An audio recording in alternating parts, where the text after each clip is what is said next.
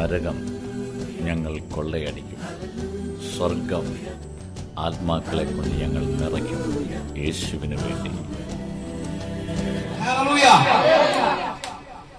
ഈ ജോസഫിന്റെ സഹോദരന്മാരൊക്കെ ആടിനെ മേയ്ക്കാനായിട്ടാണ് പോകുന്നത്. അവരുടെ ജോലി അതായിരുന്നു. ഈ ആടിനെ മേയ്ക്കാൻ പോകുന്ന സഹോദരന്മാര് പോയി കഴിഞ്ഞാൽ അവർ പെട്ടെന്ന് വരത്തില്ല. പോയി കഴിഞ്ഞാൽ 3-4 മാസമൊക്കെ കഴിഞ്ഞിട്ടൊക്കെ ആയിരിക്കും വരുന്നത്. അപ്പോഴേ യാക്കോബ് പറഞ്ഞു, നീ ചെന്ന് നിന്റെ സഹോദരന്മാർക്കൊക്കെ സുഖമാണോ എന്നൊന്ന് അന്വേഷിച്ചിട്ട് വരാൻ പറഞ്ഞു. സാധാരണയായിട്ട് ഇങ്ങനെ വീട്ടിൽ നിന്ന് ആരെങ്കിലൊക്കെ പറഞ്ഞു വിടും. തൊട്ടടുത്തൊക്കെയാണ് താമസിക്കുന്നതെങ്കിൽ ഒന്ന് പറഞ്ഞു വിടാതെ പതിവുണ്ട്. കാരണം വീട്ടിലെ ഇളയാളെ തന്നെയാണ് പറഞ്ഞു വിടുന്നത്. കാരണം അവൻ കുഞ്ഞായതുകൊണ്ട് അവരങ്ങനെ പറഞ്ഞു വിടും. പ്രിയപ്പെട്ടവരെ, ജോസഫ് ഈ സഹോദരന്മാർക്ക് ക്ഷേമമാണോ എന്ന് അന്വേഷിക്കാനായിട്ട് എങ്ങനെയാണ് വചനം പറയുന്നത്? ഇവർ അന്വേഷിക്കാനായിട്ട് ചെല്ലുന്ന സമയത്ത് ദൂരെ വെച്ച് തന്നെ അവർ അവനെ കണ്ടു. അവൻ അടുത്തെത്തും മുമ്പേ അവനെ വധിക്കാൻ അവർ ഗൂഢാലോചന നടത്തി. Price the lord, hallelujah. പ്രിയപ്പെട്ടവരെ, പ്രാർത്ഥിക്കുന്ന നിനക്കെതിരെയാണ് വിഷയങ്ങളെല്ലാം. മനസ്സിലായില്ലേ? പ്രാർത്ഥിക്കുന്ന നിനക്കെതിരെയാണ് വിഷയം. പ്രാർത്ഥിക്കുന്ന നിനക്കെതിരെയാണ് മകൻ എഴുന്നേക്കുന്നത്. പ്രാർത്ഥിക്കുന്ന നിനക്കെതിരെയാണ് മരുമകൾ എഴുന്നേക്കുന്നത്. പ്രാർത്ഥിക്കുന്ന നിനക്കെതിരെയാണ് അമ്മായിയമ്മ എഴുന്നേക്കുന്നത്. പ്രാർത്ഥിക്കുന്ന നിനക്കെതിരെയാണ് വീട്ടിലെ വിഷയങ്ങളൊക്കെ എഴുന്നേക്കുന്നത്. ഒരു കാര്യം ഓർത്തോ, വചനം പറയുക, ഇവനെ ദൂരെ വെച്ച് കണ്ടപ്പോൾ തന്നെ ഇവനെ കൊല്ലുന്നതിന് വേണ്ടി ഒരു ഗൂഢാലോചന നടത്തിയെന്നാ പറഞ്ഞത്. ആരാ ഗൂഢാലോചന നടത്തിയത്? സഹോദരന്മാർ. പ്രിയപ്പെട്ടവരെ, ശ്രദ്ധിക്കണമേ, ജോസഫിന് സ്വപ്നം കൊടുത്തത് ദൈവമാണെങ്കിൽ ഇനി ഏത് സഹോദരൻ ഗൂഢാലോചന നടത്തിയാലും ബാക്കി പിടിച്ചോ, ബാക്കി നിങ്ങൾ പിടിച്ചെടുത്തോ, ബാക്കി നിങ്ങൾ പിടിച്ചെടുത്തോ. നിനക്ക് സ്വപ്നം തന്ന ദൈവമാണെങ്കിലും ഏത് സഹോദരൻ നിനക്കെതിരെ ഗൂഢാലോചന നടത്തിയാലും, ഏത് മാതാപിതാക്കൾ നിനക്കെതിരെ ഗൂഢാലോചന നടത്തിയാലും, ഏത് സഹോദരൻ നിനക്കെതിരെ ഗൂഢാലോചന നടത്തിയാലും, ഏത് ജീവിത പങ്കാളി നിനക്കെതിരെ ഗൂഢാലോചന നടത്തിയാലും നടത്തത്തതേ ഉള്ളൂ. വിജയം നിനക്ക് തന്നെയായിരിക്കും. Price the lord, hallelujah. പ്രിയപ്പെട്ടവരെ, അതിന് നിങ്ങൾ ശ്രദ്ധിക്കേണ്ട കാര്യം എന്നറിയോ? ദൈവം നിങ്ങളുടെ മേൽ ഒരു സ്വപ്നമോ നിങ്ങളുടെ മേൽ ഒരു വിളിയോ കർത്താവ് തന്നിട്ടുണ്ടെങ്കിൽ വരുന്ന നെഗറ്റീവിന്റെ പവർ എത്രത്തോളം ആയിരിക്കും നിങ്ങൾ ശ്രദ്ധിച്ചോണം. ഇനി അടുത്ത കാര്യം ശ്രദ്ധിച്ചോ. ഇനി വരുന്ന നെഗറ്റീവ് ഒത്തിരി പവർ ഉള്ളതാണെങ്കിൽ, വരുന്ന നെഗറ്റീവ് ഒത്തിരി ശക്തി ഉള്ളതാണെങ്കിൽ, ഒരു കാര്യം ഓർത്തോ, നിന്റെ മേലുള്ള വിളി അതിനേക്കാൾ ശക്തിയുള്ളതാണ്. നിന്റെ മേലുള്ള വിളി അതിനേക്കാൾ ശക്തിയുള്ളതാണ്. അതുകൊണ്ടാണ് ഈ വിഷയങ്ങളെല്ലാം നമ്മുടെ മേൽ കടന്നു വരുന്നത്. ഹല്ലേലൂയ. അവർ പരസ്പരം പറഞ്ഞു, സ്വപ്നക്കാരൻ വരുന്നുണ്ട്, വരുവൻ, നമുക്ക് അവനെ കൊന്ന് കുഴി. നമ്മളൊരു പ്രാർത്ഥനാ കൂട്ടായ്മ പ്രാർത്ഥിക്കുകയും അല്ലെങ്കിൽ ഒരു എവിടെയെങ്കിലും ധ്യാനമൊക്കെ കൂടിയൊക്കെ ചെയ്ത് നമ്മൾ പഴയ സ്വഭാവമൊക്കെ മാറി നല്ല സ്വഭാവത്തിലേക്ക് വന്നു കഴിഞ്ഞാൽ ഉടനെ പറയും, ആ പോകുന്നു പ്രാർത്ഥനക്കാരൻ, പോകുന്നു പ്രാർത്ഥിക്കാൻ പോകുന്നു. ഇത്രയും നേരം ഇല്ലാതെ ഇവിടെ എന്തിനാ പ്രാർത്ഥിക്കാൻ പോകുന്നത്? ഇവിടെ പ്രാർത്ഥന കഴിഞ്ഞുകൊണ്ട് വരട്ടുള്ള സ്വഭാവം കാണണമെങ്കിൽ, പ്രൈസ് ദി ലോർഡ്, ഹല്ലേലൂയ. പ്രാർത്ഥന കഴിഞ്ഞുകൊണ്ട് വരട്ടുള്ള യഥാർത്ഥ സ്വഭാവം കാണണമെങ്കിൽ പ്രാർത്ഥന കഴിഞ്ഞ് വീട്ടിലോട്ട് വരണം. പ്രിയപ്പെട്ടവരെ, ശ്രദ്ധിക്കണമേ, പ്രാർത്ഥിക്കുന്ന സമയത്തും ഇവിടുന്ന് വീട്ടിൽ പോകുന്ന സമയത്തും നാട്ടിൽ പോകുന്ന സമയത്തും എല്ലാ സമയത്തും ഒരേ സ്വഭാവമുള്ളവന്റെ കാര്യമാണ് ഞാൻ ഈ പറഞ്ഞത്. അവന്റെ മേല് മാത്രമേ ദൈവത്തിന്റെ ഈ സ്വപ്നം, ദൈവത്തിന്റെ ഈ വിളി പ്രാവർത്തികമാകത്തുള്ളൂ. പ്രിയപ്പെട്ടവരെ, ശ്രദ്ധിക്കണമേ, ചില സ്വപ്നങ്ങൾ നമ്മുടെ ജീവിതത്തിൽ പ്രാവർത്തികമാകാതിരിക്കുന്ന ഏറ്റവും വലിയ കാരണം ഇതാ. നീ പ്രാർത്ഥിക്കുമ്പോൾ ഒരു സ്വഭാവം, വീട്ടിൽ വരുമ്പോൾ വേറൊരു സ്വഭാവം, വേറെ എങ്ങോട്ടെങ്കിലും പോകുമ്പോൾ വേറൊരു സ്വഭാവം. പ്രിയപ്പെട്ടവരെ, ഈ ഒരു സ്വഭാവമുള്ളവനെയാ ക്രിസ്തുവിന് ആവശ്യം. എന്താ കാര്യം എന്നറിയാവോ? ക്രിസ്തുവിന് ഒരു സ്വഭാവം ഉള്ളായിരുന്നു. Price the Lord. ക്രിസ്തുവിന് ഒരു സ്വഭാവം ഉള്ളായിരുന്നു. ഹല്ലേലൂയ. വരുവൻ, നമുക്ക് അവനെ കൊന്ന് കുഴിയിലെറിയാം, ഏതോ കാട്ടുമൃഗം അവനെ പിടിച്ചു തിന്നെന്ന് പറയുകയും ചെയ്യാം, അവന്റെ സ്വപ്നത്തിന് എന്ത് സംഭവിക്കുമെന്ന് കാണാമല്ലോ. ഇവൻ ദൂരെ നിന്ന് വരുമ്പോ തന്നെ ഇവന്റെ സഹോദരന്മാരെ പറയും, ഇവനെ നമുക്ക് കൊന്നിടാം, കൊന്നിട്ട് ഇവനെ കാട്ടുമൃഗം പിടിച്ചെന്ന് പറയും. ഇവന്റെ സ്വപ്നത്തിൽ, പ്രിയപ്പെട്ടവരെ ശ്രദ്ധിക്കണമേ, ജോസഫ് അല്ല വിഷയം ഇവിടെ. മനസ്സിലായോ? ജോസഫ് അല്ല ഇവിടെ വിഷയം. ഇവിടെ ജോസഫ് അല്ല വിഷയം, അവന്റെ സ്വപ്നമാ വിഷയം. പ്രിയപ്പെട്ടവരെ ശ്രദ്ധിക്കുക, നിങ്ങളെന്ന വ്യക്തിയല്ല വിഷയം, നിന്റെ മേലുള്ള വിളിയ വിഷയം. ഹല്ലേലൂയ. നീ എന്ന വ്യക്തിയല്ല വിഷയം, നിന്റെ മേലെ വിളിയ വിഷയം. അതിനാൽ പ്രിയപ്പെട്ടവരെ ശ്രദ്ധിക്കണമേ, നിങ്ങളുടെ വിളിയും തെരഞ്ഞെടുപ്പും, ദൈവം നിന്നെ വിളിച്ചിരിക്കുന്ന വിളിയും പിശാചിന്റെ ഇടയിൽ നിന്നെ ദൈവത്തിനെ തെരഞ്ഞെടുത്ത് വെച്ചിരിക്കുന്ന എന്തിനാണെന്നറിയാവോ? ഇതാണ് പിശാചിന്റെ മേലൊരു ജയം ദൈവം നിനക്ക് തന്നിട്ടുള്ള കാര്യം ആർക്കറിയാം? പിശാചിന് നല്ലോണം അറിയാം. ഇതാണ് നിന്റെ വിഷയം. Price the lord, hallelujah. Joseph അല്ല വിഷയം, ജോസഫിന്റെ സ്വപ്നമാ വിഷയം. പ്രിയപ്പെട്ടവരെ, നിങ്ങളല്ല വിഷയം, നിങ്ങളുടെ മേലുള്ള വിളിയാ വിഷയം. അതിനാൽ പ്രിയപ്പെട്ടവരെ, ഓരോ നിമിഷവും ശ്രദ്ധിക്കേണ്ട ഏക കാര്യം, എന്നെ ദൈവം വിളിച്ചിട്ടുണ്ട്. ഞാനൊരു വിഷന്റെ കൂടെയാ, ഞാനൊരു സ്വപ്നത്തിന്റെ കൂടെയാ. അതുകൊണ്ട് എനിക്കിനി മറ്റുള്ളവരെ പോലെ നടക്കാൻ പറ്റത്തില്ല. നിനക്കൊരു സ്വപ്നമുണ്ടെങ്കിൽ നിനക്ക് മറ്റുള്ളവരെ പോലെ ചിന്തിക്കാൻ പറ്റത്തില്ല. നിനക്ക് സ്വപ്നമുണ്ടെങ്കിൽ നിനക്ക് മറ്റുള്ളവർ ചിന്തിക്കുന്ന പോലെ ചിന്തിക്കാൻ പറ്റത്തില്ല. നിങ്ങൾക്കൊരു വീട് വെക്കണമെന്നൊരു സ്വപ്നം ഉണ്ടെങ്കിൽ നിങ്ങൾ ഏതെങ്കിലും വാടക വീട്ടിൽ കിടക്കുന്നതായിട്ട് നിങ്ങൾ ഇങ്ങനെ കണ്ട് പ്രാർത്ഥിക്കുമോ? അങ്ങനെ പ്രാർത്ഥിച്ചാൽ പോയി, മനസ്സിലായില്ലേ? നിങ്ങൾക്ക് ഒരു വീട് വെക്കണം സ്വപ്നമുണ്ടെങ്കിൽ നിങ്ങൾ എന്താ ചെയ്യേണ്ടതെന്നറിയാവോ? നിങ്ങൾ എപ്പോ പുതിയ വീട് കണ്ടാലും ഇങ്ങനെ നോക്കം പറയാം, ഇതുപോലെ ഒരു വീട് എനിക്ക് വെക്കണം. ക്രൈസ്തലോട് നിങ്ങൾക്കൊരു കാർ മേടിക്കാൻ ആഗ്രഹം ഉണ്ടെങ്കിൽ നിങ്ങളൊരു പുതിയ കാർ മേടിക്കുമ്പോൾ ഇതുപോലെ ഒരെണ്ണം കിട്ടിയാൽ കൊള്ളായിരുന്നു. ഹല്ലേലൂയ.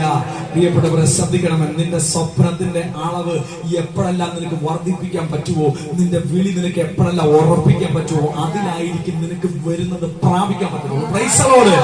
Hallelujah, hallelujah. റൂബൻ ഇത് കേട്ടു. അവൻ ജോസഫിനെ അവരുടെ കയ്യിൽ നിന്ന് രക്ഷിച്ചു. അവൻ പറഞ്ഞു, നമുക്ക് അവനെ കൊല്ലേണ്ട, രക്തം ചിന്തരുത്. അവനെ നിങ്ങൾ മരുഭൂമിയിലെ ഈ കുഴിയിൽ തള്ളിയിടുക, പക്ഷെ ദേഹോപദ്രവം ഏൽപ്പിക്കരുത്. അവനെ അവരുടെ കയ്യിൽ നിന്ന് രക്ഷിച്ച് പിതാവിന് തിരിച്ചേൽപ്പിക്കാനാണ് റൂബൻ ഇങ്ങനെ പറഞ്ഞത്. പ്രിയപ്പെട്ടവരെ, ബാക്കി വചനം പറയുന്നത് അതൊരു പൊട്ടക്കിണറാണെന്നാ പറയുന്നത്. പ്രിയപ്പെട്ടവർ ശ്രദ്ധിക്കണമേ, ഈ ജോസഫ് സ്വപ്നം കണ്ട മനുഷ്യനാണ്. ഇവൻ ഈ സഹോദരന്മാരെല്ലാം ഇവനെ താണു വണങ്ങുന്നുള്ളതൊക്കെയാണ് സ്വപ്നം. അപ്പനും അമ്മയൊക്കെ താണു വണങ്ങുന്നുള്ളതൊക്കെയാണ് സ്വപ്നം. എന്നാൽ ജോസഫ് ഇപ്പോഴെവിടെയെന്നറിയോ? പൊട്ടക്കിണറ്റില്ല. പ്രിയപ്പെട്ടവരെ, ശ്രദ്ധിക്കണമേ, നീ പൊട്ടക്കിണറ്റിലായിരിക്കും കിടക്കുന്നത്, പക്ഷെ നിന്റെ സ്വപ്നം പൊട്ടക്കിണറ്റിൽ കിടക്കത്തില്ല. ഹല്ലേലൂയ. മനസ്സിലായോ? എന്താ കാര്യം അറിയോ? പൊട്ടക്കിണറ്റിൽ സ്വപ്നം കിടക്കാത്ത കാര്യം എന്നറിയോ? നിന്റെ സ്വപ്നം താഴെ നിന്ന് വരുന്നതല്ല, നിന്റെ സ്വപ്നം മേലിന്ന് വരുന്നതാണ്. നിനക്ക് മേലെന്നാണ് സ്വപ്നം വരുന്നതെങ്കിൽ നിന്റെ സ്വപ്നം താഴെ പൊട്ടക്കിണറ്റിൽ കിടക്കത്തില്ല, നിന്റെ സ്വപ്നം മുകളിൽ തന്നെ നിൽക്കും. പക്ഷെ ജോസഫ് പൊട്ടക്കിണറ്റിൽ കിടന്നേക്കാം. എന്താ കാര്യം എന്നറിയോ? ഒരു കാര്യം ചിന്തിച്ചോ. ജോസഫിനോട് ദൈവം പറഞ്ഞ കാര്യം, ഈ സ്വപ്നമൊക്കെ ദൈവം കൊടുത്തപ്പോൾ ഇതിന്റെ പിന്നിൽ എന്തുണ്ടായിരുന്നു? പൊട്ടക്കിണറും കൂടെ ഉണ്ടായിരുന്നു. മനസ്സിലായോ? കാര്യം പറയുന്നത് മനസ്സിലായോ? ഇതിന്റെ പിന്നിൽ സഹോദരന്മാരുടെ ഒരു തള്ളിക്കളയിൽ ഉണ്ടായിരുന്നു. അപ്പന്റെ ഒരു എന്താ പറയുന്ന, അപ്പൻ ഇങ്ങനെ നിരുത്സാഹപ്പെടുത്തുന്ന ഒരു അവസ്ഥ ഉണ്ടായിരുന്നു. പ്രിയപ്പെട്ടവർ ശ്രദ്ധിക്കുക, നിങ്ങളുടെ മേലൊരു ദൈവത്തിന്റെ അസാധ്യ വിളിച്ച് ജോസഫ് ആരാരെന്നുള്ള കാര്യം നിങ്ങൾക്ക് അറിയാമെന്ന് ഞാൻ വിശ്വസിക്കുന്നു. പ്രിയപ്പെട്ടവരെ, ഇത് നീ ആകണമെങ്കിൽ ഇതിന്റെ പിന്നിലുള്ള ചില പൊട്ടക്കിണറിൽ നീ കിടക്കേണ്ടി വരും. ഇപ്പൊ നീ പൊട്ടക്കിണറിലാർക്ക് കിടക്കുന്നത്? ഒരു കാര്യം ഓർത്തോ, വചനം പറയുക, വാക്യം വായിച്ചേ. അവനെ ഒരു കുഴിയിൽ തള്ളിയിട്ടു. അത് വെള്ളമില്ലാതെ പൊട്ടക്കിണറായിരുന്നു. അവർ ഭക്ഷണം കഴിക്കാനിരുന്നപ്പോൾ ഗിലെയാദിൽ നിന്ന് വരുന്ന ഇസ്മായേലിയരുടെ ഒരു യാത്രാ സംഘത്തെ കണ്ടു. അവർ സുഗന്ധപ്പശയും പരിമളദ്രവ്യങ്ങളും കുന്തുരുക്കവും ഒട്ടകപ്പുറത്ത് കയറ്റി ഈജിപ്തിലേക്ക് പോവുകയായിരുന്നു. അപ്പോൾ യൂദ തന്റെ സഹോദരന്മാരോട് പറഞ്ഞു, നമ്മുടെ സഹോദരനെ കൊന്ന് അവന്റെ രക്തം മറച്ചു വയ്ക്കുന്നത് കൊണ്ട് നമുക്ക് എന്ത് പ്രയോജനമാണ് ഉണ്ടാവുക? വരുവിൻ, നമുക്ക് അവനെ ഇസ്മായേലിലേക്ക് വിൽക്കാം. പ്രിയപ്പെട്ടവരെ, ജോസഫ് ഇപ്പൊ എവിടെ കിടക്കുന്നേ? ആരാ തള്ളിയിട്ടേ? ശ്രദ്ധിച്ചോ, തള്ളിയിട്ടോമാർ തന്നെ പിടിച്ചു കയറ്റും. ഹല്ലേലൂയ. തള്ളിയിട്ടോമാർ തന്നെ പിടിച്ചു കയറ്റി എന്നാ പറയുന്നത്. ഹല്ലേലൂയ. എന്താ കാര്യം അറിയാവോ? ജോസഫിനെ ദൈവം ഇസ്രായേലിൽ വെച്ചല്ല അനുഗ്രഹിക്കാമെന്ന് പറഞ്ഞത്. ജോസഫിനെ അന്ന് ഹെബ്രായ ദേശം എന്ന് പറയുന്നത് വെറും ലോക്കല. ഹെബ്രായ ദേശം വെറും ലോക്കല. നിങ്ങൾക്ക് കാര്യം പറഞ്ഞ മനസ്സിലായി ഞാൻ വിശ്വസിക്കുന്നു. പ്രാർത്ഥിക്കുന്നവർക്ക് കാര്യം മനസ്സിലായി. ഹെബ്രായ ദേശം വെറും ലോക്കല. അന്നത്തെ കാലത്ത് ഏറ്റവും വലിയ രാജ്യം ഏതാണെന്നറിയോ? ഇന്നത്തെ അമേരിക്ക ഏതാണെന്നറിയോ? ഇന്നത്തെ അമേരിക്കയാണ് ഈജിപ്ത്. Price the Lord. ഇന്നത്തെ അമേരിക്ക അന്നത്തെ ഈജിപ്ത് ആയിരുന്നു. മനസ്സിലായോ? അന്ന് ഈജിപ്റ്റ് ആയിരുന്നു ലോകത്തിലെ ഏറ്റവും വലിയ സാമ്പത്തിക ശക്തി, സൈനിക ശക്തി, ഇതിന്റെ എല്ലാം ശക്തി കേന്ദ്രമായിരുന്നു ഈജിപ്ത്. ആ ഈജിപ്തിൽ വെച്ചാ ദൈവം നിന്നെ അനുഗ്രഹിക്കാൻ. മനസ്സിലായി? ദൈവം ഒരുത്തനെ അനുഗ്രഹിക്കാന്ന് പറഞ്ഞാൽ അവ ചെറിയൊരു രാജ്യത്ത് വെച്ച് അനുഗ്രഹിക്കത്തില്ല, ലോകത്തിലെ ടോപ്പിൽ വെച്ച് എന്നെ അനുഗ്രഹിക്കത്തില്ല.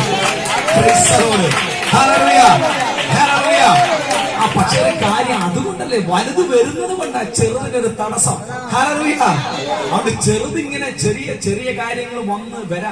വലുതിന് മുന്നേ ഉള്ള ചെറിയ ചില സംഭവങ്ങൾ ഇവിടുന്ന് ടെൻഷൻ അടിക്കണ്ട. വലുത് വരാൻ പോകുന്നേ ഉള്ളന്നേ. വരുവിൻ, നമുക്ക് അവനെ ഇസ്മായേലിലേക്ക് വിൽക്കാം, അവനെ നമ്മൾ ഉപദ്രവിക്കേണ്ട, അവൻ നമ്മുടെ സഹോദരനാണ്, നമ്മുടെ തന്നെ മാംസം. അവന്റെ സഹോദരന്മാർ അതിന് സമ്മതിച്ചു. അപ്പോൾ കുറെ മിദ്യാൻ കച്ചവടക്കാർ ആ വഴി കടന്നുപോയി. ജോസഫിന്റെ സഹോദരന്മാർ അവനെ കുഴിയിൽ നിന്ന് പൊക്കിയെടുത്ത് 20 വെള്ളിക്കാശിന് ഇസ്മായേലിലേക്ക് വിറ്റു. അവർ അവനെ ഈജിപ്തിലേക്ക് കൊണ്ടുപോയി. പ്രിയപ്പെട്ടവരെ, ഈ സ്വപ്നം വലിയ സ്വപ്നമുള്ള മനുഷ്യനായിട്ടോ. ഇവിടെയുള്ളതെല്ലാം പറയുക, നീ വലിയ പ്രാർത്ഥനക്കാരി, അതാ നിന്റെ ജീവിതം കണ്ട, ഇതാണ് നിന്റെ അവസ്ഥ, ഇതാണ് നിന്റെ അവസ്ഥ എന്ന് പറയും. വലിയ സ്വപ്നം കണ്ട മനുഷ്യനാണ്. അപ്പനും അമ്മയും സഹോദരങ്ങളൊക്കെ ഇവിടെ താണ ഉണങ്ങുന്നൊക്കെയാ പറഞ്ഞത്. പക്ഷേ ഇപ്പൊ പൊട്ടക്കിണറ്റി കിടക്കുന്നതിനേക്കാൾ വലിയ കഷ്ടമാ അടിമയായിട്ട് വിൽക്കുന്നത്. പൊട്ടക്കിണറ്റി കിടക്കുന്നതിനേക്കാൾ വലിയ കഷ്ടമാ അടിമയായിട്ട് വിൽക്കുന്നത്. ഒന്നിനു പുറകെ ഒന്നായിട്ട് ഇനി കയറി വരിക. Hallelujah, hallelujah. പ്രിയപ്പെട്ടവരെ, ഒന്നിനു പുറകെ ഒന്നായിട്ട് വരുന്നുണ്ടെങ്കിൽ കാര്യം ഓർത്തോ, ബൾക്കായിട്ടൊരു അനുഗ്രഹം വരാൻ പോയി. മനസ്സിലായില്ലേ? ബൾക്കാത്തൊരു അനുഗ്രഹം വരണമെന്നുണ്ടെങ്കിൽ ഒന്നിനു പുറകെ ഒന്നായിട്ട് വരുമ്പോ ചിന്തിച്ചോ, ബൾക്കാത്തൊന്നും വരാൻ പോയി കേട്ടോ. വീണ്ടും വചനം പറയുന്നത് ഇങ്ങനെയാണ്. ജോസഫ് അന്ന് 39-ാമത്തെ അധ്യായം പറയുന്നത്, ജോസഫിനെ അവർ ഈജിപ്തിലേക്ക് കൊണ്ടുപോയി. അവനെ അവിടെ കൊണ്ടുചെന്ന ഇസ്മായേലിന്റെ അടുക്കൽ നിന്ന് ഫറവോയുടെ ഒരു ഉദ്യോഗസ്ഥനും കാവൽപ്പട നായകനുമായ പൊത്തിഫർ അവനെ വിലയ്ക്ക് വാങ്ങി. Price the Lord. പ്രിയപ്പെട്ടവരെ, ഇനിയാണ് ജോസഫിന്റെ മേലുള്ള ദൈവത്തിന്റെ പരിശുദ്ധാത്മ പ്രവർത്തിക്കാൻ തുടങ്ങുന്നത്. ഇതിന് 2-3 ഘട്ടത്തിലായിട്ടാണ് ഇതിനകത്ത് ദൈവത്തിന്റെ പ്രവൃത്തി വന്നിരിക്കുന്നത്. ഇനി പ്രവർത്തിക്കുന്നത് മുഴുവനും ജോസഫിന്റെ മേലുള്ള ദൈവസാന്നിധ്യമാണ്. നിങ്ങൾ ശ്രദ്ധിച്ചു നോക്കിയത് കാണാൻ പറ്റും. പോസ്റ്റ് വായിച്ചു, അഭാവം വായിച്ചു. കർത്താവ് ജോസഫിന്റെ കൂടെ ഉണ്ടായിരുന്നു. Price the lord, hallelujah. പ്രിയപ്പെട്ടവരെ, ഇതുവരെ ജോസഫ് സഹിച്ചു. ഇനിയുള്ള കാര്യം ചെയ്യുന്നത് മുഴുവൻ പരിശുദ്ധാത്മാവാണ്. നിങ്ങൾ ശ്രദ്ധിച്ചു, ജോസഫിനെ ആദ്യമേ സഹോദരന്മാർ വെറുത്തു, അപ്പം വെറുത്തു, പൊട്ടക്കിണച്ച് തള്ളിയിട്ടു. അതിനുശേഷം ഇസ്മായേലിയർക്ക് അടിമയാക്കി വിറ്റു. പ്രിയപ്പെട്ടവരെ, വചനം പറയാ, അടിമയാക്കി വിറ്റതിന് ശേഷമുള്ള കാര്യം പറയുമ്പോൾ ആദ്യം പറയുന്നത് കർത്താവ് അവനോട് കൂടെ ഉണ്ടായിരുന്നു. ശ്രദ്ധിച്ചോ പ്രിയപ്പെട്ടവരെ, നിന്നെ എവിടെയെങ്കിലും അടിമയാക്കി വെച്ചിട്ടുണ്ടെങ്കിൽ, ആരെങ്കിലും നിന്നെ അടിമയാക്കി വെച്ചിട്ടുണ്ടെങ്കിൽ വിശ്വസിച്ചോ, കർത്താവ് നിന്റെ കൂടെ ഉണ്ട്. Hallelujah, hallelujah, hallelujah. കർത്താവ് നിന്റെ കൂടെ ഉണ്ട് എന്നതിന്റെ ഏറ്റവും വലിയ തെളിവാ നിന്റെ ഭവനത്തിൽ വരുന്ന ഏറ്റവും വലിയ തെളിവ്. ഒരുവനെ ദൈവം അനുഗ്രഹിക്കും എന്നുള്ളതിന്റെ ഏറ്റവും വലിയ തെളിവെന്ന് പറയുമോ, അവന്റെ വീട്ടിൽ നിന്നായിരിക്കും ആദ്യം വരുന്നത്. ഇവൻ ഇപ്പൊ പാവത്തിലായിരുന്ന വിഷയമൊന്നുമില്ല. ഇവൻ കർത്താവിലായി കഴിഞ്ഞാൽ ആദ്യം വിഷയം ഉണ്ടാക്കുന്ന സഹോദരന്മാരോ അമ്മയോ അപ്പനോ ഒക്കെ ആയിരിക്കും. ഹല്ലേലൂയ. അങ്ങനെയെങ്കിൽ ഒരു കാര്യം ഓർത്തോ, അമ്മയും അപ്പനും സഹോദരന്മാരൊക്കെ വീട്ടിൽ വിഷയം ഉണ്ടാക്കുന്നെങ്കിൽ ഓർത്തോ, നിന്റെ വിളി വലുതാണ്. നിന്റെ വിളി വലുതാണെന്നതിന്റെ ഏറ്റവും വലിയ തെളിവാണ്. പ്രിയപ്പെട്ടവരെ, ആരാ അവനെ അടിമയായിട്ട് വിറ്റത്? ഇവന്റെ സഹോദരന്മാരാ.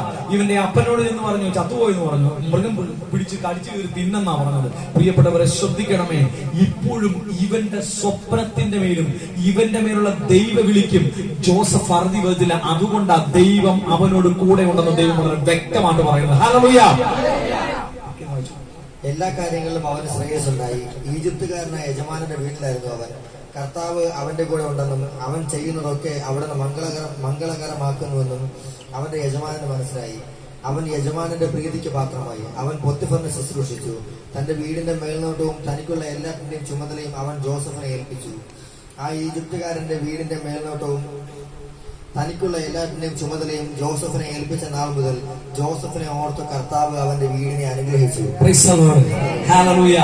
പ്രിയപ്പെട്ടവരെ, ഈജിപ്തില് അടിമയായിട്ട് വന്ന ജോസഫിനെ പൊത്തിഫർ എന്ന് പറയുന്ന ഒരു മനുഷ്യൻ മേടിച്ചു. ആ വീട്ടിലെ അടിമ പണിക്കാരനെ ഓർത്ത് ദൈവം ആ വീട്ടിനെ അനുഗ്രഹിച്ചു. പ്രിയപ്പെട്ടവരെ, ശ്രദ്ധിക്കണമേ, ദൈവവിളി ഉള്ളവനെ ലോകം പറയും അടിമയാണെന്ന്, പക്ഷെ കർത്താവ് പറയും ഇവനൊരു അനുഗ്രഹമാണ്. കർത്താവ് പറയും ഇവനൊരു അനുഗ്രഹമാണ്. ഇവിടെ ലോകം പറയും ഇവൻ അടിമയാണെന്ന്. ഇവൻ അടിമയായിട്ടാണ് ഇവനെ മേടിച്ചത്, പക്ഷേ ഇവനെ പ്രതി ആ വീടിനെ അനുഗ്രഹിച്ചു. പ്രിയപ്പെട്ടവരെ, ശ്രദ്ധിക്കണമേ, പ്രാർത്ഥിക്കുന്ന നിന്നെ പ്രതി ദൈവം നിന്റെ ഭവനത്തെ അനുഗ്രഹിക്കുന്ന ദിവസങ്ങളായത്. പ്രാർത്ഥിക്കുന്ന നിന്നെ പ്രതി ദൈവം നിന്റെ മക്കളെ അനുഗ്രഹിക്കുന്ന ദിവസങ്ങളായത്. പ്രാർത്ഥിക്കുന്ന നിന്നെ പ്രതി നിന്റെ ദേശത്തെ ദൈവം അനുഗ്രഹിക്കുക ചെയ്യും. Hallelujah, hallelujah, hallelujah. പ്രിയപ്പെട്ടവരെ, പിന്നീട് വചനം പറയുന്നത് ജോസഫ് ആയിരുന്നു ആ വീട്ടിലെ നല്ല മേൽനോട്ടക്കാരൻ. വചനം പറയുന്നത് ഇങ്ങനെയാ, വചനം ഇങ്ങനെ തന്നെയാണ് അത് എഴുതിയിരിക്കുന്നത്. ജോസഫ് വടിവത്ത ശരീരമുള്ളവന് സുമുഖനുമായിരുന്നു. കുറച്ചുനാൾ കഴിഞ്ഞപ്പോൾ ഈ പൊത്തിഫർ എന്ന് പറയുന്ന ഈ മനുഷ്യന്റെ ഭാര്യയ്ക്ക് ജോസഫിനോട് പാപം ചെയ്യുവാനായി അവൻ ആഗ്രഹം തോന്നി. ജോസഫ് ഈ സമയത്തെല്ലാം ജോസഫ് ഇവിടെ നിന്ന് മാറിപ്പോയി. ഈ പാപത്തെ പറ്റി ജോസഫിനോട് പറയുമ്പോൾ ജോസഫ് പറയുന്ന ഒരു വാക്കുണ്ട്, ഞാൻ ഉള്ളത് കൊണ്ട് യജമാനൻ എന്റെ വീട്ടിലുള്ള, ഇങ്ങനെയാണ് എഴുതിയിരിക്കുന്നത്. കുറച്ചുനാൾ കഴിഞ്ഞ് അവന്റെ ഭാര്യയ്ക്ക് അവൻ അഭിലാഷം തോന്നി, തന്റെ കൂടെ ശയിക്കുക എന്നവനോട് ആവശ്യപ്പെട്ടു. പക്ഷെ അവൻ വഴങ്ങിയില്ല. അവൻ അവനോട് പറഞ്ഞു, ഞാൻ ഉള്ളത് കൊണ്ട് യജമാനൻ വീട്ടിലുള്ള ഒന്നിനെ കുറിച്ച് ശ്രദ്ധിക്കാറില്ല, എല്ലാം അവൻ എന്റെ കയ്യിൽ ഏൽപ്പിച്ചിരിക്കുന്നു. എന്നേക്കാൾ വലിയവനായി ഈ ഭവനത്തിലില്ല. എന്റെ മേൽനോട്ടത്തിൽ നിന്ന് നിങ്ങളെ അല്ലാതെ മറ്റൊന്നിനെയും അവൻ മാറ്റി നിർത്തിയിട്ടില്ല. അത് നിങ്ങൾ അവന്റെ ഭാര്യ ആയതുകൊണ്ടാണ്. ഞാൻ എങ്ങനെയാണ് ഇത്ര നീചമായ പാപം പ്രവർത്തിച്ച് ദൈവത്തിനെതിരെ പാപം ചെയ്യുന്നത്? Price the Lord. പ്രിയപ്പെട്ടവരെ ശ്രദ്ധിക്കണമേ, ജോസഫ് ദൈവം ഉള്ള സ്ഥലത്തല്ല നിൽക്കുന്നത്. മനസ്സിലായോ? ജോസഫ് ദൈവമുള്ള സ്ഥലത്തല്ല നിൽക്കുന്നത്. എവിടെയാ നിൽക്കുന്നത്? ഈജിപ്തിലാണ് നിൽക്കുന്നത്. ദൈവമുള്ള സ്ഥലം ഹെബ്രായ ദേശം. മനസ്സിലായില്ലേ? അപ്പനവിടെ ഇല്ല, അമ്മയില്ല, സഹോദരങ്ങളില്ല. ഇവനവിടെ അടിമയായിട്ട് നിൽക്കുക.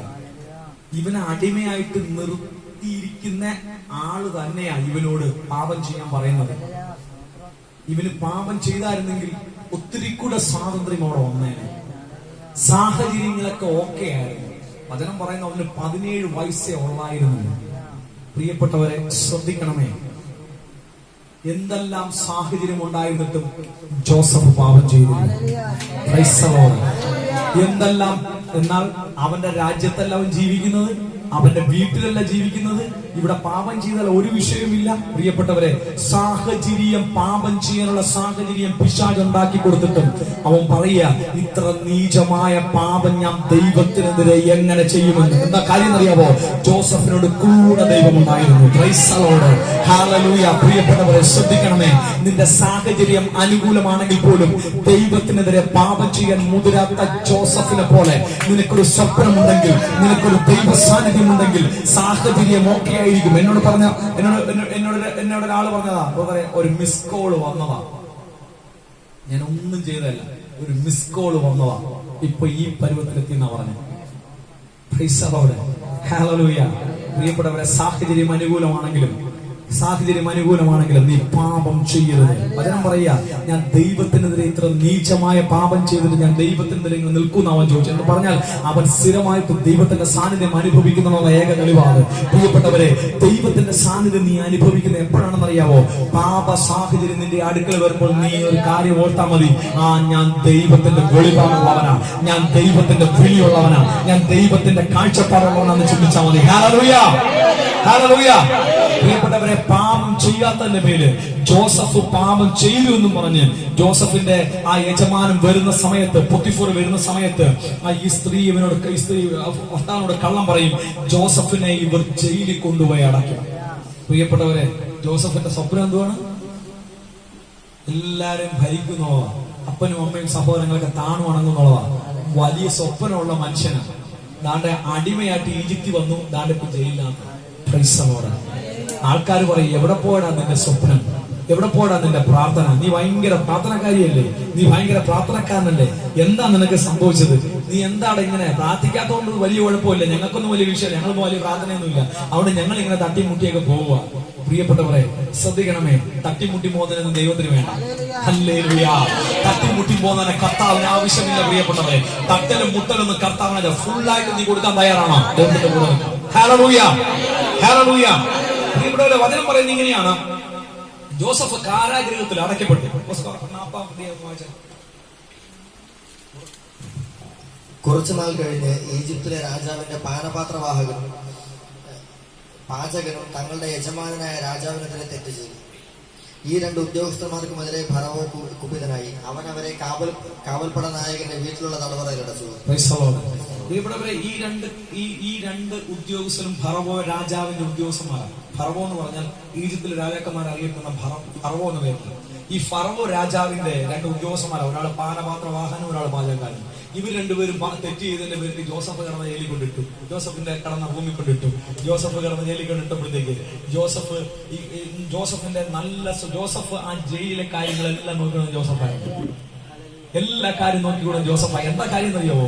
കൃപയുള്ളവൻ എവിടെയെങ്കിലും ചെന്നാൽ ഇവനായിരിക്കും, ഇവന്റെ മേലെല്ലാം വന്ന് വീണു. Price the Lord.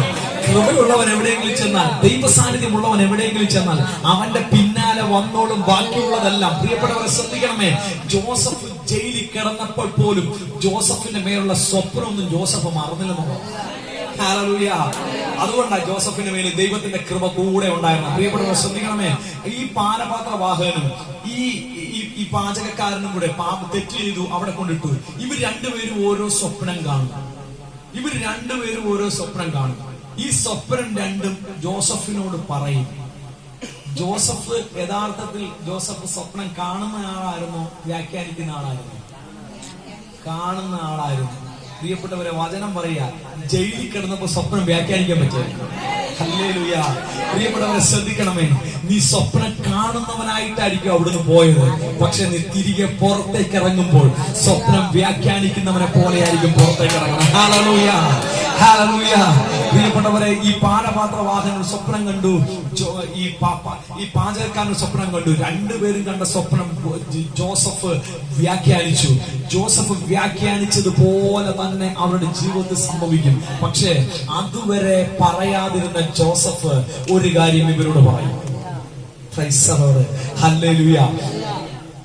പൊട്ടക്കിണച്ച് ചേട്ടന്മാരെ തള്ളിയിട്ടപ്പോഴോ, ഇസ്മായിലിയർക്ക് വിറ്റപ്പോഴോ, ആദ്യമേ ജയിലിൽ വന്നപ്പോഴോ ഒന്നും ജോസഫ് ഒരക്ഷരം മിണ്ടിയതല്ല. ഞാൻ ഈ തെറ്റ് ചെയ്തിട്ടില്ല എന്നൊന്നും ജോസഫ് പറഞ്ഞിട്ടില്ല. എന്നാൽ പാനപാത്രവാഹകൻ, അതുവരെ പാനപാത്രവാഹകനും പാചകക്കാരനും കണ്ട സ്വപ്നം വ്യാഖ്യാനിച്ചതിന് ശേഷം ജോസഫ് അവരോട് പറയും, നിങ്ങൾ എന്റെ കാര്യം ഫറവോയോടൊന്ന് പറയണം. ഞാൻ ഒരു തെറ്റും ചെയ്തിട്ടല്ല ഇവിടെ വന്നിരിക്കുന്നത്.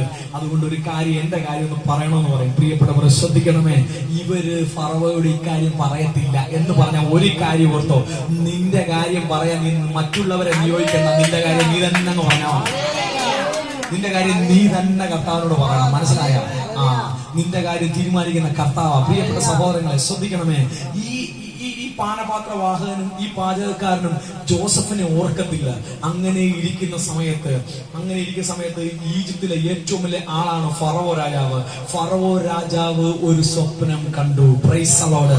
ഹല്ലേലൂയ. ഈ സ്വപ്നം വ്യാഖ്യാനിക്കാൻ ഈജിപ്ത് എന്ന് പറയുന്ന രാജ്യം വിഗ്രഹങ്ങൾ മാത്രം ഉണ്ടാക്കി വിഗ്രഹത്തെ ആരാധിക്കുന്ന ഒരു വിജാതീയ രാജ്യമാണ്. ഇവിടെയുള്ള മന്ത്രവാദികളും തന്ത്രവാദികളും വിചാരിച്ചിട്ട് ഈ ഫറവോ രാജാവിന്റെ സ്വപ്നത്തെ വ്യാഖ്യാനിക്കാൻ അവർക്ക് കഴിഞ്ഞില്ല. ഈ സമയത്ത് അവിടുത്തെ പാചകക്കാരൻ, ആ പാനപാത്രവാഹകൻ പറയും, അയ്യോ ഞാൻ ഒരു തെറ്റ് ചെയ്തു പോയി. ഒരു ഹെബ്രായ ബാലൻ ആ ജയിലിൽ കിടപ്പുണ്ട്. അവനെ ഇനി വിളിച്ചുകൊണ്ട് വന്നാൽ അവൻ ഈ സ്വപ്നം വ്യാഖ്യാനിക്കുമെന്ന് പറയാം. പ്രിയപ്പെട്ടവരെ ശ്രദ്ധിക്കണമേ, നിന്റെ ജോലിക്ക് വേണ്ടി, നിന്റെ മകളുടെ പഠനത്തിന് വേണ്ടി, നിന്റെ വിസയ്ക്ക് വേണ്ടി നീ മറ്റുള്ളവരെ അല്ല നിയമിക്കേണ്ടത്. നീ കർത്താവിനോട് പറഞ്ഞാൽ മതി.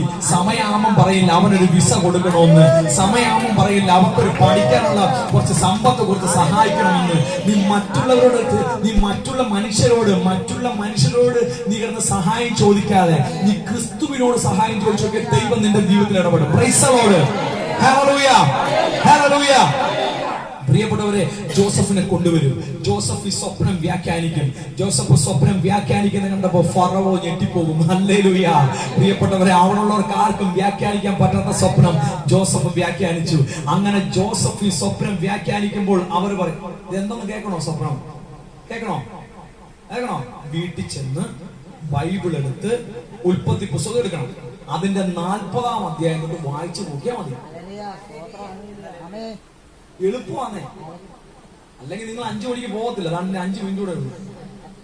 മനസ്സിലായോ സംഭവം? ഇതാ, നിങ്ങൾക്ക് കാര്യം അറിയണമെങ്കിൽ ഉൽപ്പത്തി പുസ്തകം എവിടെയെന്ന് എന്നോട് ചോദിച്ചാൽ ഞാൻ പറയും മത്തായിയുടെ സുവിശേഷത്തിന് മുമ്പാന്ന് പറയും.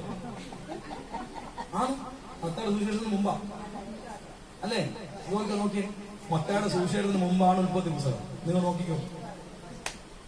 ഞാൻ പറഞ്ഞ കള്ളവടയിൽ നിന്ന് നോക്കിക്കോ. വെളിപാടിന് മുമ്പാന്ന് പറയാം. അല്ലെങ്കിൽ ഉൽപ്പത്തി പുസ്തകം നോക്കിയിട്ട് 40-ാം അധ്യായം വായിക്കണം. അപ്പോഴും നമുക്ക് അത് അറിയാൻ പറ്റും. ജോസഫ് കണ്ട സ്വപ്നം വ്യാഖ്യാനിക്കുന്ന, ഫറവോയുടെ സ്വപ്നം വ്യാഖ്യാനിക്കുന്ന. പ്രിയപ്പെട്ടവരെ, ഞാൻ ഈ പറഞ്ഞു വന്ന കാര്യം ഇതാണ്. നിന്റെ സ്വപ്നം, ദൈവം നിനക്കൊരു സ്വപ്നം തന്നാൽ അതിന്റെ പിന്നിൽ വരുന്ന വിഷയത്തെ നീ നോക്കരുത്. മനസ്സിലായോ? ഇവിടുത്തെ വിഷയം എന്താണെന്നറിയോ? നമ്മുടെയൊക്കെ വിഷയം എന്താ അറിയോ? നമ്മൾ ക്രിസ്തുവിലാകുമ്പോൾ ആരെങ്കിലും എന്തെങ്കിലും സന്ദേശം പറയും. ഞാൻ ആദ്യം വന്ന സമയത്ത് ഹബക്കൂക്ക് പ്രവാചകന്റെ പുസ്തകം 2-ാം അധ്യായം എന്റെ 3-ാമത്തെ തിരുവചനം, 1-ാം അധ്യായം എന്റെ 3-ാമത്തെ തിരുവചനം ഞാൻ നിങ്ങളോട് പറഞ്ഞു, സ്വപ്നത്തിന് ഒരവധി വെച്ചിരിക്കുന്നു. പ്രിയപ്പെട്ടവരെ, നിങ്ങളെ പ്രാർത്ഥിച്ചിട്ട് പല പ്രാർത്ഥിക്കുന്ന സഹോദരന്മാരും നിങ്ങളോട് ചില സന്ദേശങ്ങളും ചില സ്വപ്നങ്ങളും ചില വിളിയൊക്കെ നിങ്ങൾ കൊണ്ടെന്ന് നിങ്ങളോട് പറഞ്ഞാൽ നിങ്ങൾ ആ വിഷയം വെച്ച് പ്രാർത്ഥിക്കുക. നിങ്ങൾ ആ വിഷയം വെച്ച് പ്രാർത്ഥിക്കുമ്പോൾ വരുന്ന ചില നെഗറ്റീവ്സുകളുണ്ട്. ചില എന്താ പറയുന്നത്, നിങ്ങൾ അത്രയും നേരം ഉണ്ടായിരിക്കുന്നതിനേക്കാൾ അധികമായി ചില പരീക്ഷകളൊക്കെ വരും. പരീക്ഷ വരുന്നെങ്കിൽ ചിന്തിച്ചോണം, ഇത് തന്നെയാണ്. പരീക്ഷ വരുന്നെങ്കിൽ ചിന്തിച്ചോണം, ഇത് തന്നെയാണ് വിഷയം. പക്ഷേ ശ്രദ്ധിച്ചോ, ഈ പരീക്ഷ വരുന്നു, നിങ്ങൾ വീണ്ടും പ്രാർത്ഥിക്കുന്നു, വീണ്ടും പരീക്ഷ കൂടുകയാണ്, വീണ്ടും പ്രാർത്ഥിക്കുന്നു, വീണ്ടും പരീക്ഷ കൂടുകയാണ്. ശ്രദ്ധിച്ചോ, ഞാൻ നിങ്ങളെ അടുത്തൊരു സ്ഥലത്തിലേക്ക് കൊണ്ടുപോകാം. മത്തായിയുടെ സുവിശേഷം 4-ാം അധ്യായം പറയുന്നു, യേശുവിനെ പരീക്ഷിക്കാനായിട്ട് പിശാച് യേശുവിന്റെ അടുക്കലേക്ക് വന്നു. യേശുവിന്റെ അടുക്കലേക്ക് വന്ന പിശാച് കുറെ കാര്യം പറയുകയാണ്. ഈ കല്ലിനോട് അപ്പമാകാൻ പറ, നീ ഇവിടുന്ന് മുകളിലോട്ട് ചാടിക്കോ, ഇങ്ങനെയുള്ള കാര്യങ്ങളൊക്കെ പറയുമ്പോൾ വീണ്ടും പറയുന്നു, പിശാച് വചനം ഉൾപ്പെടെയാ പറയുന്നത്. 91 സങ്കീർത്തനം പിശാച് പറയുന്നുണ്ടായിരുന്നു, ശ്രദ്ധിച്ചാൽ മതി. നിന്നെ പാദം കല്ലിൽ തട്ടാതിരിക്കാൻ കൈകൾ വഹിക്കുമല്ലോ എന്ന് എഴുതിയിട്ടുണ്ടല്ലോ എന്നുൾപ്പെടെ പിശാച് വചനം ഉൾപ്പെടെ കർത്താവിനോട് പറയുമ്പോൾ ദൈവം പിശാചിനോട് എങ്ങനെ ഇടപെട്ടെന്നറിയോ? എങ്ങനെ ഇടപെട്ടെ? വചനം വെച്ചിട്ട് എങ്ങനെ ഇടപെട്ടെന്ന് പറ. സുഖാണ്ടിരിക്കടാ സാത്താനെ, നീ ദൂരെ പോകട്ടോ, അങ്ങനെയാണോ പറഞ്ഞേ? സാത്താനെ നീ ദൂരെ പോ, നീ പറഞ്ഞു നോക്കിയേ, അത് മാറിക്കോളും. നീ പറയാത്തത് കൊണ്ടായിരിക്കുന്നത്. കഴിഞ്ഞ 2-3 ദിവസമായിട്ട് എനിക്ക് സൗണ്ട് ഇല്ലായിരുന്നു. ഞാൻ ആലോചിച്ചു, ദൈവമേ, ഞാൻ ഇവിടെ വന്ന് എന്നാ പരിപാടി ചെയ്യാനാ? ചേച്ചി എന്നെ വിളിച്ചു പറഞ്ഞു, മൈക്കിൽ കൂടെ പറയണ്ടേ, സൗണ്ട് പുറത്തോട്ട് വരണ്ടേ, നിങ്ങൾ കേൾക്കണ്ടേ? ഞാനിവിടെ കയറി ശേഷം ഇതുവരെ എന്റെ ഒരു ചുമ എനിക്ക് ചുമച്ചോണ്ടിരിക്കുകയാണ്. ഇവിടെ വെച്ച് ശാരീരിക അസ്വസ്ഥ ഉണ്ടായിരുന്നിട്ട് പോലും ഞാൻ വന്ന് എനിക്കറിയാമായിരുന്നു അതുപോലെ ദൈവം ഇന്നിവിടെ ഒരു വൻ കാര്യം ചെയ്യുക. മനസ്സിലായില്ലേ? ബോസ്കോ വന്നവരെ പറഞ്ഞു, ഇവിടെ എന്ന് വന്നാലും എനിക്കൊരു ശാരീരിക അസ്വസ്ഥ കാണുന്നു. ഞാൻ പറഞ്ഞു, ബോസ്കോ, നീ എന്ന് വന്നാലും കർത്താവ് നിന്നിലൂടെ വൻ കാര്യം ചെയ്യാൻ പോകും. പ്രിയപ്പെട്ടവരെ ശ്രദ്ധിക്കണമേ, നിങ്ങൾക്ക് ഈ പ്രാർത്ഥന കൂട്ടായ്മയ്ക്ക് വരുന്നതിന് മുന്നേ അതുവരെ ഇല്ലാത്ത വിഷയങ്ങളെല്ലാം പ്രാർത്ഥന കൂട്ടായ്മ വരുന്നതിന് തൊട്ട് മുന്നേ കാണുമ്പോൾ നിങ്ങൾ ചിന്തിച്ചോണം, ഇന്ന് എനിക്ക് എന്റെ പ്രാർത്ഥന കൂട്ടായ്മ ഒരു അത്ഭുതം വരാൻ പോകും. അതിന്റെ തെളിവാണ് ഇന്ന് നിങ്ങൾക്ക് നിങ്ങളുടെ മേലെ പ്രാർത്ഥന കൂട്ടായ്മ അഭിഷേകം വരുന്നതിന് മുന്നേ ഇത് ആർക്കറിയാം? പിശാചിന് നല്ലോണം അറിയാം. അതുകൊണ്ടാണ് യേശു ക്രിസ്തു ഉപവസിച്ചു പ്രാർത്ഥിച്ചപ്പം പിശാച് വന്നില്ല. അവന് വിശന്നപ്പം പിശാച് വന്നെന്ന് പറയാം. ഉപവസിച്ചിരുന്നപ്പം പിശാച് വന്നായിട്ട് ബൈബിൾ പറയുന്നില്ല. അവന് വിശന്നു, അപ്പോൾ പിശാച് വന്നു. പ്രിയപ്പെട്ടവരെ ശ്രദ്ധിക്കണമേ, പിശാച് ആദ്യം വരുന്നത് എന്തിനായിരിക്കും അറിയോ? നമ്മുടെ ശരീരത്തിലേക്കുള്ള എന്തെങ്കിലും ആഗ്രഹത്തിലായിരിക്കും പിശാച് വരുന്നത്. അതുകൊണ്ടൊരു കാര്യം ഓർത്തു, നിന്റെ ശരീരത്തിന്റെ ആഗ്രഹം ക്രിസ്തുവിന് കൊടുത്തോണം. അതുകൊണ്ടാ റോമാലേഖനം പറയുന്നത്, നിങ്ങളുടെ ശരീരത്തെ ദൈവത്തിന് സജീവമായ ബലിയായി ദൈവത്തിന് സമർപ്പിക്കണം. ഇതാണ് നിങ്ങളുടെ ആരാധന. നമുക്ക് എഴുന്നേറ്റ് നിൽക്കാം, പ്രാർത്ഥിക്കാം.